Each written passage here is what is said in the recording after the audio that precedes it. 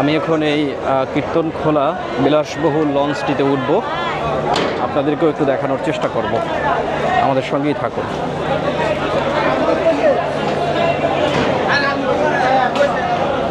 এই যে সিঁড়ি দিয়ে তারপরে উঠতে হয়। সিঁড়ি দিয়ে ওঠার সময় খুব সাবধানে উঠতে হয়, কারণ পা পিছলে একবার পড়ে গেলে কিন্তু সর্বনাশ হয়ে যাবে। আস্তে আস্তে আমরা লঞ্চের দিকে প্রবেশ করছি এবং আমরা নিচতলায় যাব না, একেবারে ডেকে যাব না, আমরা একটু কেবিন যে সাইডে রয়েছে দ্বিতীয় তলায় উঠব।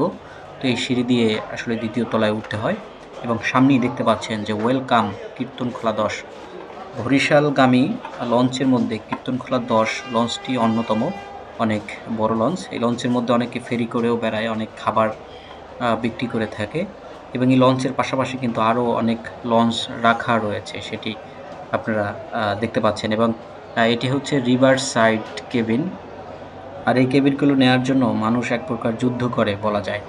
তো আমরা একটু এই কেবিনের সাইড দিয়ে হেঁটে হেঁটে যাচ্ছি এবং আপনাদেরকে দেখানোর চেষ্টা করছি এখানকার সামনের দৃশ্যগুলো। এই সামনে কিন্তু দুটি ওয়াশরুম রয়েছে এবং এখান থেকে আবার তৃতীয় তলায় ওঠা যায়। তো তৃতীয় তলায় আমরা না উঠে আমরা একটু দ্বিতীয় তলাটাই আপাতত আপনাদেরকে ঘুরিয়ে দেখাতে চাই। এই মাঝখানে এগুলোও কিন্তু কেবিন, খুব এসি কেবিন এগুলোকে বলা হয় এবং অন্য সাইডে আমরা একটু গিয়ে দেখি এবং দেখতে পাচ্ছেন যে লঞ্চের পাশাপাশি কিন্তু আরও অনেক লঞ্চ রাখা রয়েছে। আপনি চাইলে আপনি যদি বরিশাল যান, আপনি আপনার পছন্দ মতো আপনি লঞ্চে উঠবেন। হ্যাঁ, যে লঞ্চটিতে আপনার যেতে মন চাইবে সেই লঞ্চেই আপনি উঠতে পারবেন। বরিশালের প্রায় লঞ্চই হচ্ছে বিলাসবহুল এবং অনেক বড় লঞ্চ। আপনি উঠলে মনে হবে যেন আপনি টাইটানিকে আছেন, এইরকম কিন্তু মনে হবে। তবে পদ্মা সেতু হওয়ার পরে আসলে লঞ্চের যাত্রী অনেকটা কমে গেছে, যার ফলে আগে যে পরিমাণ লঞ্চ সদরঘাট থেকে ছাড়তো বরিশালের উদ্দেশ্যে, এখন কিন্তু অনেকটাই কমে গেছে। এই যে আমার পাশে দেখতে পাচ্ছেন কুয়াকাটা 2, এটিও কিন্তু অনেক বড় লঞ্চ এবং বিলাসবহুল লঞ্চ। এখন আমরা একটু কীর্তনখোলা 10-এর সামনের সাইডের দিকে যাব এবং সামনের সাইডের দৃশ্যগুলো আপনাদেরকে দেখানোর চেষ্টা করব।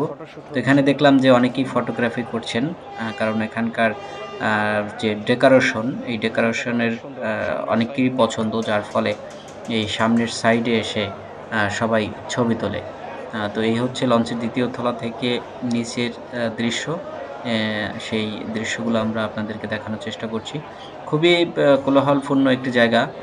এখানে বিভিন্ন ধরনের মানুষ থাকে। আর এই যে এটা দেখতে পাচ্ছেন, এটা হচ্ছে একটা রেস্টুরেন্ট, সদরঘাট টার্মিনাল রেস্টুরেন্ট। খুবই ভালো মানের একটি রেস্টুরেন্ট। চাইলে আপনি লঞ্চ থেকে ফ্রেশ হয়ে এসে ওই রেস্টুরেন্টে গিয়ে আপনারা খেতে পারবেন।